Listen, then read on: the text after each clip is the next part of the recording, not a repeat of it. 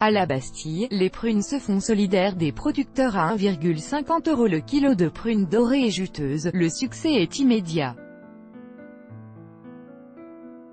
Mercredi, place de la Bastille à Paris, des tonnes de fruits et légumes vendus en direct par des producteurs du Sud-Ouest se sont arrachées. À quelques semaines de la reprise des débats à l'Assemblée nationale, les producteurs du syndicat agricole MODEF sont venus demander une loi qui défende les agriculteurs face aux supermarchés, en dénonçant la concurrence déloyale des fruits et légumes importés, car traités avec des produits phytosanitaires interdits en France. Deux semi-remorques pleins à craquer sont partis mardi du Lot-et-Garonne. 50 tonnes au total, tomates, haricots verts, pommes de terre, prunes, nectarines et salades, vendues, au juste prix, dans une trentaine de villes d'Île-de-France, dont Paris, avec l'aide d'élus et sympathisants du PCF venus prêter la main aux producteurs. Les clients sont ravis. Michel, employé de banque à la retraite est venu faire le plein, se dit, dégoûté, de l'arnaque, de la grande distribution, où 4 pommes sont vendues 3,95 €. Je suis scandalisé, qui peut encore s'offrir des fruits et légumes frais à ces prix, s'interroge-t-il. Un peu plus loin, Sandrine Cailleroux, maraîchère du Lot-et-Garonne, fraîchement installée, est de son côté, choquée de voir que nos produits sont vendus en dessous du prix de revient. Nous n'avons jamais aucune liberté pour fixer nos prix, déplore-t-elle, ras-le-bol des grandes surfaces. Le grossiste lui achète ses melons entre 25 et 50 centimes la pièce, quand elle ne peut pas gagner sa vie en dessous d'1 € la pièce. Du coup, elle vend en direct sur les marchés ou dans la restauration. Plus rentable, impossible toutefois de se passer de la grande distribution, qui assure l'énorme majorité de la vente de produits frais en France. Même le MODEF, qui organise cette manifestation depuis près de 30 ans chaque année à Paris, en convient.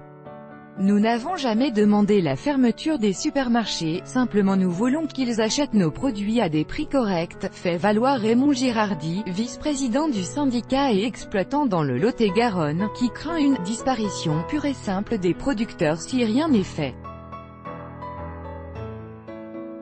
S'excusant que les prunes dentes, celles qui servent à produire les pruneaux d'Agen, soient un peu trop mûres, il lance une autre flèche vers ce qui oblige les producteurs à cueillir toujours plus vert.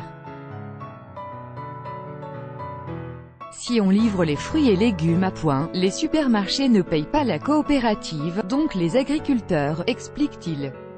C'est courant d'entendre « vous nous avez livré 5 palettes, on ne vous en paye que 3 ». Martineau, elle, est contente. Elle repart chez elle, de l'autre côté de Paris, son vélo chargé de pommes de terre et de melons.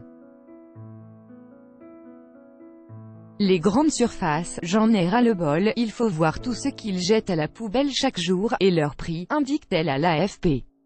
Sans compter que les fruits importés qu'on y trouve sont souvent traités avec des pesticides interdits en France. Dire la vérité sur les fruits et légumes importés, c'est la grande affaire du MODEF, syndicat de tradition communiste.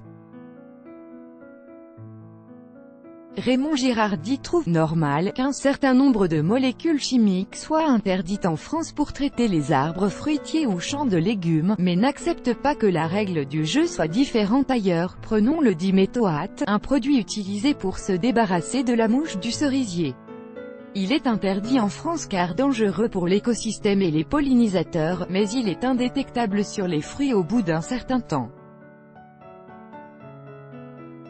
Si on analyse les cerises importées, on n'en trouvera jamais. Ce ne sont pas les contrôles qui sont importants comme le dit le ministère de l'Agriculture, c'est la règle du jeu, détaille-t-il. Ce qui est mauvais pour la nature en France est mauvais aussi au Maroc ou dans les autres pays producteurs, ajoute-t-il. Tout droit de reproduction et de représentation réservé. Copyright 2018, Agence France Presse.